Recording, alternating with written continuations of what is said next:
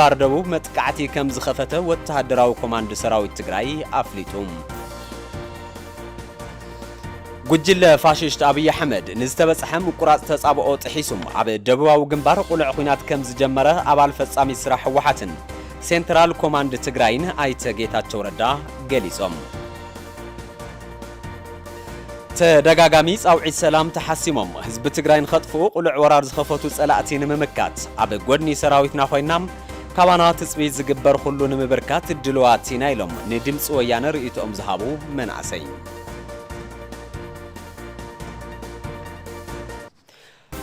سلام تعنا هبلنا رحن دو علكم ز خبركم تخطاتتي تلفزيون دمص ويانا ساعات 6 فرقان خوينو نساعات زحرنا يم زيناتات حزنا قريبنا من براهيل سلاسي زيناتات بمقراو حبيركم الله سناي مكتتا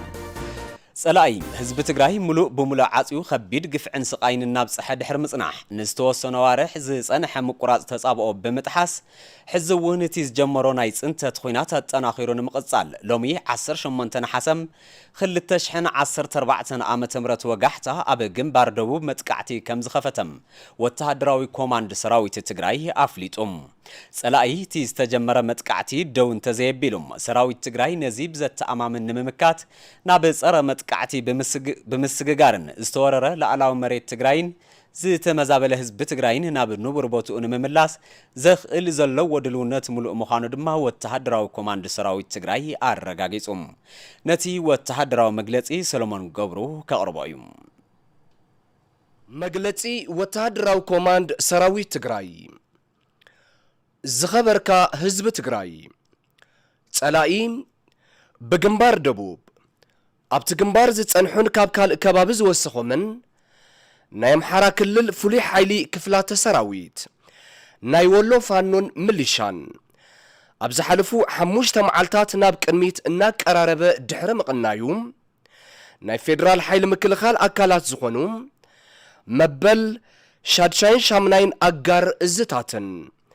ናይ መበል ካልኣይ ሻድሻይን ሻምናይን ሜካናይዝድ ክፍላት ሰራዊት ወሲኹም ሎሚ ዕለት 18 ነሐሰ 2014 ዓመተ ምህረት ወጋሕታ ሰዓት 11 በአንፈታት ጩቤበር ጃኖራም ጉብጋላን ያለውን ናበላማጣም ባላን ብሶበርን ሰፊሕ መጥቃዕቲ ጀሚሩሎም ኣብዚ ግንባር ዝጀመሮ መጥቃዕቲ ደቡብ ትግራይ ኣብ ትሕቲ ቁጥጥሩን ምእታው ክንዲ ዝኽእሎ ዝደፍእ ሓጋዚ መጥቅዒ ኣንፈት እምበር እቲ ቀንዲ መጥቃዕቱም ካብ ምዕራብ ትግራይን ምዕራብ ጎንደርን ናብ ኣድያቦም ኣስገደን ጸለምትን ከም ዝኾነ ተፈሊጡ ዝሓደረ እዩ ጸላኢ ኣብ ታሪኽ ዘበናዊ ዓለም ዘይተረኣየ ህዝቢ ትግራይ ሙሉእ ብሙሉእ ዓጽዩ ዘልዓለም ዘይርሳዕ ግፍዕን ስቃይን እናብጽሐ ድሕር ምጽናሕ ሕዚ ተዳኺሙ እዩ ብውግእ ክውድኦ ይኽእል ኣብ ዝበለሉ እዋን ነቲ ዝተወሰነ ዋርሒ ዝጸንሐ ተጻብኦ ደው ምባል ጥሒሱ ነቲ ክገብሮ ዝጸንሐ ናይ ጽንተት ኩናት ኣጠናኺሩ ክቕጽል በዚ ናይ ሎሚ ወጋሕታ መጥቃዕቲ ኣቢሉ ብዕሊ ኣግሂድዎሎም ዝኸበርኩም መላ ደቂ ትግራይ ሰራዊት ትግራይ ጸላኢ እቲ ቅድም ኢሉ ዝፍለጥ ናይ መጥቃዕቲ ትልሙ መበገሲ ገይሩ ጀሚርዎ ዘሎ መጥቃዕቲ ደው ተዘየቢሉ ብዘተኣማምን ብምምካትን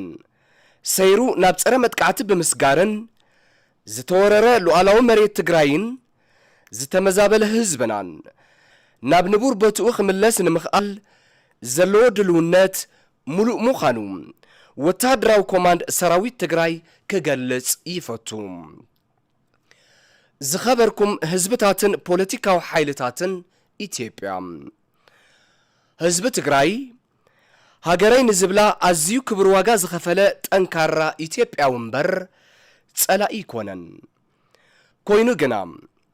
ጸላእትና ኣብ ልዕሊ ዝንባዕሉ ጽኑዕ ኢትዮጵያዊ ገይሩ ዝሓስብ ዝነበረ ህዝቢ ትግራይ እናፈጸምዎ ዘለው ጽንተት ቀጺሎም ክሳብ ሕዚ ከቢቦም ኣደዳ ጥሜት ሕማምን ጭንቀትን ገይረምዎ ድሕረ ምጽናሕ ሎሚ ወተሃደራዊ መጥቃዕቲ ጀሚሮም ኣለው ኮይኑ ግን إذا دليتهم بحايلي كمال وفتصم كم زي خلو بمجنزاب كوينات دو كبلن حزب تግራይ كم حزبي هلونون قصالنتون نمرغغات ابز قبرو زلو زي تحلل قالسيم وغناو دغافكم كترئيوم وتادراو كوماند سراويت تግራይ صاوعيتو يقربلكم وتادراو كوماند سراويت تግራይ 18 حسم كل تشحن 14 عامة مهرت تግራይ تسعر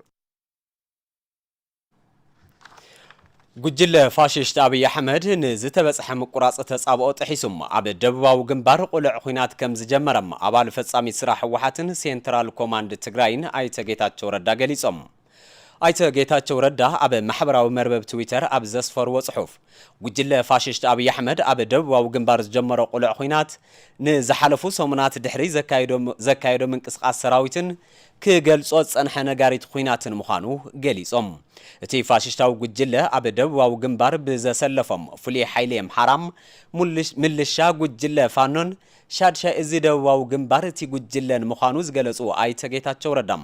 ሰራዊት ትግራይ ብጽንዓት ኣብ ምምካት ከም ዝርከብ ሓቢሮም ንማሕበረሰብ ዓለም ንምድንጋር ዝተፈላለዩ ድራማታት ክሰርሕ ጸንሐ ጉጅለ ፋሽስት አብይ እቲ ድራማዊ ድልየቱ እንታይ ምዃኑ ብግልጽ ዘርአ ከም ዝኾነ ድማ ኣይተ ጌታቸው ረዳ ኣፍሊጦም ኣለዉ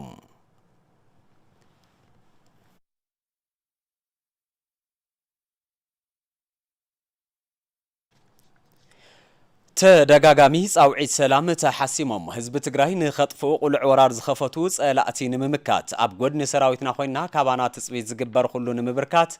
ድልዋቲና ኢሎም ንድምፂ ወያነ ርእይቶኦም ዝሃቡ መናእሰይ ሃልዋትን ድሕንነትን ህዝብ ትግራይ ውሕስ ዝኸውን ኣብ መቃብር ቶም ደመኛታት ጸላእቲ እዩ ዝበሉ ቶም ወሃብቲ ርእይቶም ህዝብ ትግራይ ኢደይሉ ክምክት እውን ጸዊዖም ሊድያ ማርቆስ ዘራሪባቶም ኣላ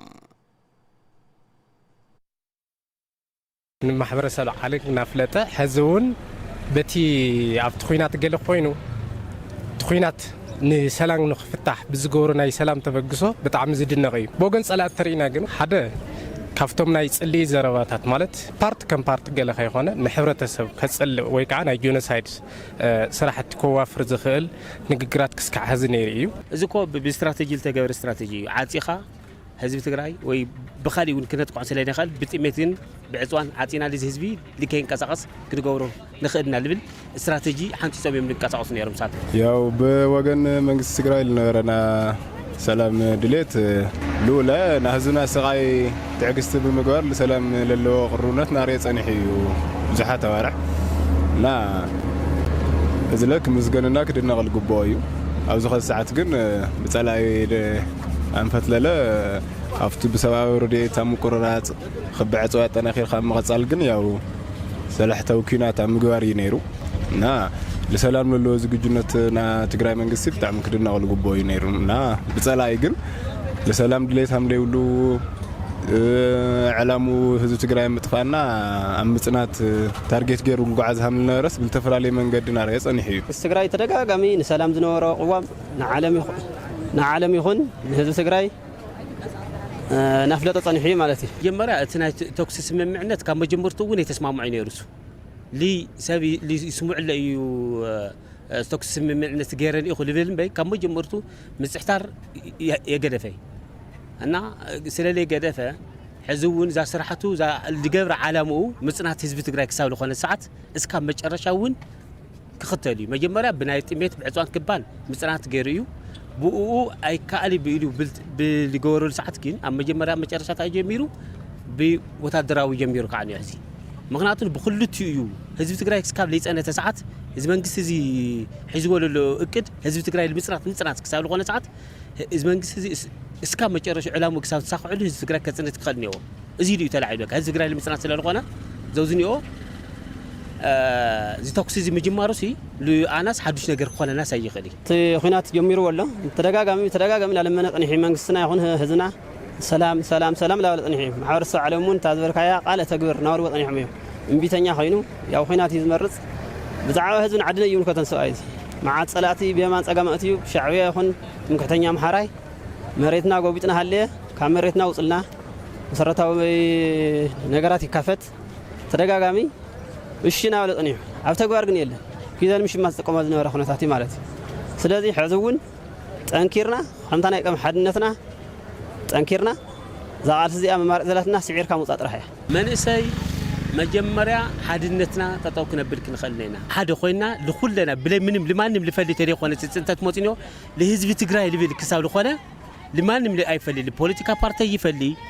للبز أبناء تجراي ولا بهرة يفلي لهزب تجراي التبيل تنتات متعسل لا كل هزب تجراي بحنسا خوينا مجمريا نمج الرشاي نمجمريا نمج الرشاي هزب تجراي كابزين عايزهم نايت انتت على مال اللوم نايت انتت للوم على ما هزب تجراي لمتصفى على مال اللوم سوات نمج الرشا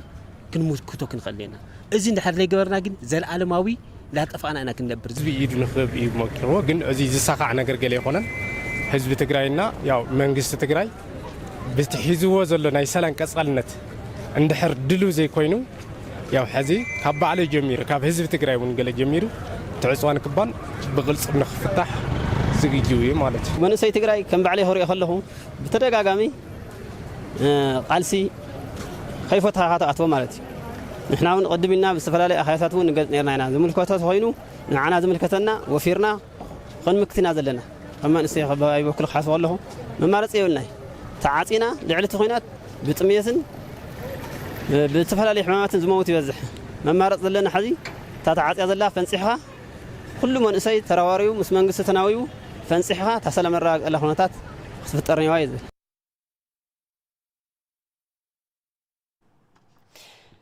فاششت ጉጅለ አብይ አሕመድ ንሰላም ተሓሲሙ ኣብ ትግራይ ከፊትዎ ዘሎ ቁልዕ ኩናት ተቐባልነት ዘይብሉን ዝተጋገየ ስልሒት ከም ዝኾነን ኣብ ማሕበራዊ ሚድያ ዝነጥፉ ኣካላት ገሊጾም ቲ ፋሽስታዊ ጉጅለ ኣብ ወርሒ መጋቢት 2014 ዓ.ም ንዝተገበረ ውዕሊ ምቁራጽ ተጻብኦታት ብምጥሓስ ወራር ምጅማሩ ካብ ድልየት ወጻኢ ኻሊእ ውጽኢት ከም ዘምጽኣሉ እውን ተሓቢሩሎም ዝተገበረ ውዕሊ ምቁራጽ ተጻብኦታት ህዝቢ ትግራይ ንምሕጋዝ እንተይኾነስ ንምድኻምን ጊዜ ንምግዛእን ከም ዝተጠቐመሉ ዝገለጹ ዞም ነጠፍቲ ማሕበራዊ ሚድያ ሕዚ ድማ ብደቡብ ዝኸፈቶ ቁልዕ ኩናት ህዝቢ ትግራይ ንምጽናት ካብ ዘለዎ ኹቱር ባህጊ ዝብገስ ምዃኑ ኣረዲኦም ጸላእቲ ሒዞም ዝተበገሱ ዝተጋገየ ርድኢት ንጎድኒ ብምባል ሕዚ እውን ተግባሮም ጠጠው ኣቢሎም ንሰላም ቁርባት ክኾኑን ሃገር ካብ ምፍራስ ክቁጠውን ከም ዝግባእ እውን ኣተሓሳሲቦም ኣለዉ ኣብ ልዕሊ ህዝቢ ትግራይ ተኣውጅ ዘሎ ኻሊእ ጥፍኣት ንምምካት ሕዚ እውን ኣብ ቅልጽም ህዝብን ሰራዊትን ትግራይ ስለ ዝኾነም ኣብ ውሽጥን ደገን ዝርከብ ትግራዋይ ብዝበለጸ ሓሪኑ ክቃለስ እውን ተሓሳሲቦም ኣለዉ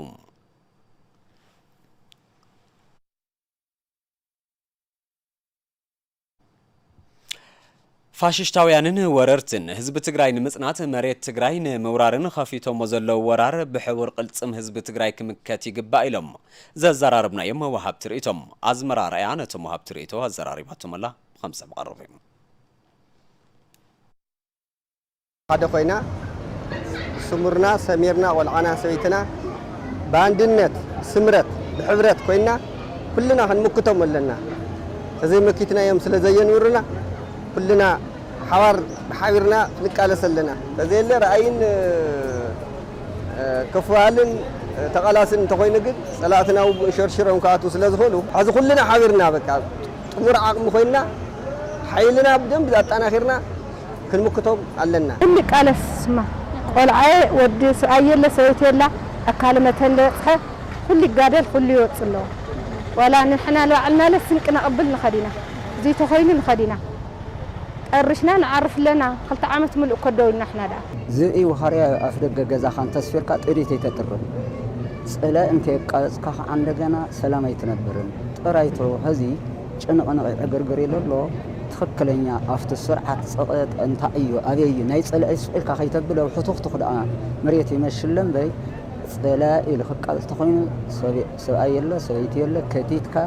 ካን እዝነ ፈረስ عم حنت تخيركا وصرخة خام إلكا خماين كخنبر حديق غيركا انت تفعلالي خايخات تهرس سبيتي سباي قلعة خيبلنا نعوم توسد روا وعيج متأسل زلا كلنا تقرواي نزار وازيات زي شينا لا تراري قايد وصدمنا سلازي نحنا نايد منقستنا سلام تعبيلنا منقستنا دقاف تعبيلنا زلنا مراج حدا أكال كوينا بزي مشرراف نظام هوكيات تقوارات زيهم زم منقصات زيهم كيد فانا دقاس زيبلنا كنطفهم لنا منقصنا على هزون سلام نالس كهزي سلام يولدلو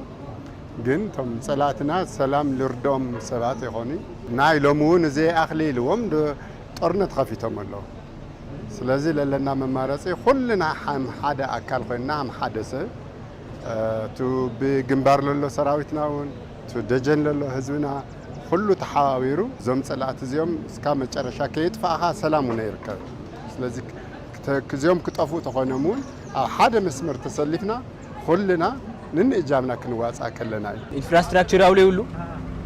او عصاي كباي خوين خمنا طعم خبيدي كاوز بلا علله نص خين خلي لنا دليت لرينا يومنا نبكابول ግን እቃ ሁሉ እዚ ትግራይ ለሎ ሁሉ መንሰይ ብሉ ኾሎ በቃ መምካት ይለሎ ማለት ለለ ካማራጭስ መምካት ወይ ቀትለካየ ወይ መክት ዳርጋ ይሉ ለሃና መማረጽ ይሞ ለለና አማራጭ ህማየ መምካት ይሉ መምራጽ ነና አማራጭ ስለይልኻ ወይ ሞት ወይ ህይወት ስለልኾና ዴታይና ነብሪና እንደሊ لمن وار لنا مارس مكاتي سمعنا عندنا حلفنا نهزمنا حلفنا ينهبنا احنا تمكر لنا تنكار لنا حبرة لنا ስለዚህ መስይልዎ ሚሳቶም ወዓጺና የሚና ህዝብ በቃ ኢዶም ኩዮም ጦም የሚልና ነበር نحن حرنا ዝምብር የምበርክኸና ዚያቶም ኮነ ኢሎም የምናና በቃ خطفنا خبرسنا ዚያቶም ኮት መሬትና ኮት ማቂሎም ወይም ኤርትራ ይኹን ሰምሐራ ይኹን ኩሉ ተማቂሎም ኮት መሬትና ንዓና ፍሪሶም ንሳቶም ክነብሩ ልዮም ደል ዘለው ስለዚህ እቱ ድንግል ዓድና አይነውሩሶምን نحن በቃ አይነውሩሶምን ሰብ ታሪክና ልዕሊኦም ታሪክ ኣለና ቤት ታሕቲኦም ታሪክ የብልና نحن ስለዚህ نحن ንፈልጦና ኩሉ ንፈልጦና نشنفهم بيه يشنفنا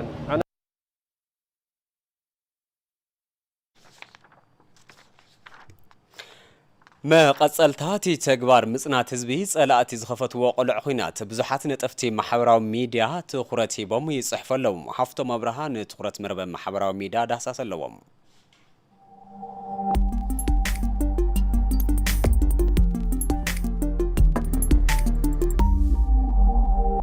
ኣብ መርበብ ማሕበራዊ ሚድያ ዝዕለት ኣጀንዳ ኮይኑ ዘሎ ዛዕባ ጉጅለ ፋሽስት ኣብይ ኣሕመድ መንገዲ ሰላም ተሓሲሙ ሎሚ ዕለት 18 ነሓሰ ቁልዕ ኩናት መክፋቱ ዝምልከት እዩ ድምፂ ወያነ ትግራይ ኣብ ገጽ ፌስቡክ መግለጺ ወታደራዊ ኮማንድ ሰራዊት ትግራይ ሒዙ ዝወፀ ኮይኑ እቲ መግለጺ ከምዚ ይብል ጸላኢ ብግንባር ደቡብ ኣብቲ ግንባር ዝጾንሑን ካብቲ ካልእ ከባቢ ዝወሰኾምን ናይ ኣምሓራ ክልል ክፍላተ ሰራዊት ናይ ወሎ ፋኖን ምልሻን ኣብ ዝሓለፉ 5 መዓልታት ናብ ቅድሚት እናቐረበ ድሕሪ ምቕናዩ ናይ ፌደራል ሓይሊ ምክልኻል ኣካላት ዝኾኑ ሻድሻይን ሻምናይን زتاتن ناي خالعين شادشاين شامناين مكانايزد كفلات سراويتن وسيخون لو معلت 18 نحاسة 2014 عام تمرت وقحتا 11 ساعات بانفت ጩቤበር ጃኖራ ጉባጋላን ያለውን ናባላ ማጣም ባላን ቢሰበርን ሰፊሕ መጥቃዕት ጀሚርሎም ብምባል ሰፊሕ መግለጽ ይለጥፉም ነሲዕ ድማ ካልኦት ብርክት በልዓበይት መራኽት ማዕኸናት ቢቢሲ ትግርኛ ሮይተርስ ቲኤምኤችን ካልኦትን መግለጽ ወታደራዊ ኮማንድ ሰራዊት ትግራይ የጋውሖ ዘለዋ ኮይነን ብርክት ዝበሉ ነጠፍቲ መረባ መርበ ማሕበራዊ ሚድያ ድማ ሩኢቶታት ይህብዎም ዘሎም ኣብ ትሕቲ እተን መራኽት ማዕኸናት ካብ ዝተዋሃቡ ሩኢቶ ድማ ህዝብን መንግስትን ትግራይ ንሰላም ዘለዎም ድሌት ብተግባር እንዳመስኮር መጸምዮም ይኹን በር ሰላም ዘየፍትዎም ሓይልታት ጉጅለ ፋሽስት ኣብይ ኣሕመድ ኣብ ልዕሊ ህዝቢ ትግራይ ማዕለያ ዘይብሉ ግፍዕን በደልን እንዳብጽሕዮም መጽዮም ሕዚ ድማ ህዝቢ ትግራይ ንሰላም ኢዱ ኣብ ዘርግሐሉ ደሌት ሰላም ንምምሳል ንማሕበረሰብ ዓለም እንዳታለሉ ድሕር መጽናዕ ሕዚ ቁልዕ ኩናት ከፊቶምና ኣለዉ ንሰጣጠም ክብልዮም ዝጽሕፉ ዘለዉ ኣባል ፈጻሚ ስራሕ ህወሓትን ሴንትራል ኮማንድን ኣይተጌታቸው ረዳ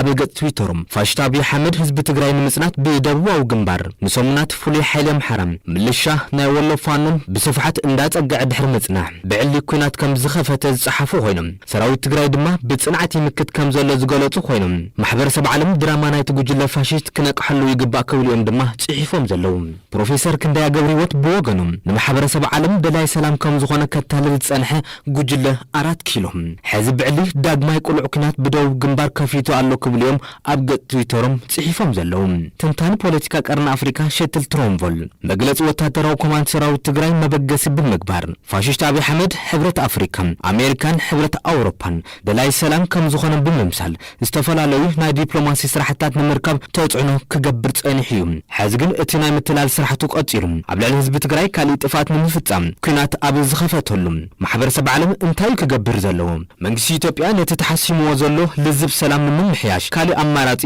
ኣለዎ ዶ ክብል ንማሕበረሰብ ዓለም ሕቶ ኣቕሪቡሎም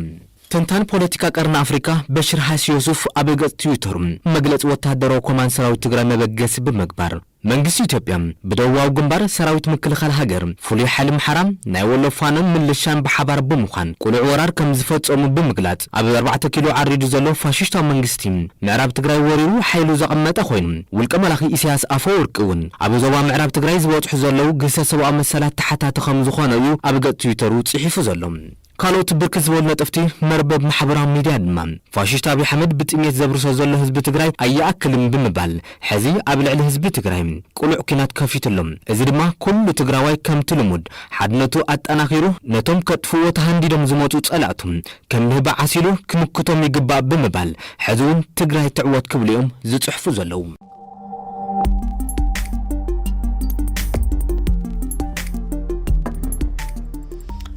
زي خبركم تخاطرتنا زيناتات الساعات بزي زازمنا نمكتالكم عزينا نمسجن بروح معلتين حالواتنا دحننتنا نفقصمنا تقراي تسار